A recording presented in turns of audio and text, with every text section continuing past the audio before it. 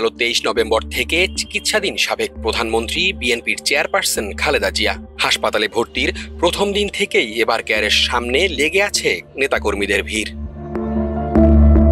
পরিস্থিতি নিয়ন্ত্রণে দল থেকে আসে নিষেধাজ্ঞা, কিন্তু কে শোনে কার বারণ? চেয়ারপারসনের প্রতি গভীর ভালোবাসার টানে দূর দূরান্ত থেকে আসতে থাকেন কর্মী ও সমর্থকরা।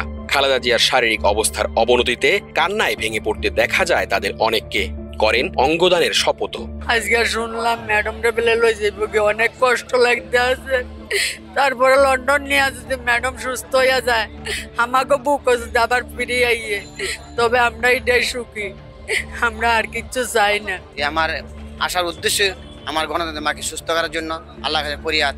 এই আরো ডাক্তারের কাছে সম্পন্ন হচ্ছে। আমি হয়তো আপনি দেখছেন আমার একটা ব্ল্যাক কার্ড ছিল, এই ব্ল্যাক কার্ডটা আমাদের লেখা আছে, ডাক্তার সাহেব আমার ফুসফুস নিয়ে আমার গণতন্ত্রের মাকে সুস্থ করুন।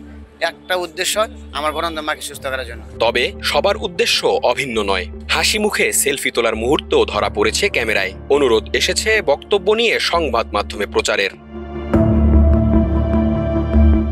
এমন আচরণ দেখে ক্ষুব্ধ খালেদা জিয়ার চিকিৎসা নিয়ে উদ্বিগ্ন নেতাকর্মীরা। তারা বলছেন কেউ কেউ শুধু প্রচার পেতেই এসেছেন এখানে। ছবি তুলে সামাজিক মাধ্যমে ছড়িয়ে দিচ্ছেন তারা। নিজেকে নিবেদিত প্রাণ কর্মী হিসেবে প্রতিষ্ঠার অপচেষ্টা চালাচ্ছেন।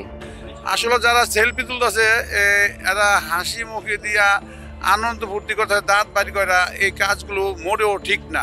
আমরা ধিক্কার জানাই। ভিউ পাওয়ার জন্য বিভিন্ন মানুষ আনন্দ নিয়ে মুখে হাসি দিয়া ছবি তুলতেছে, এটা আমরা খুব দুঃখজনক ব্যাপারটা।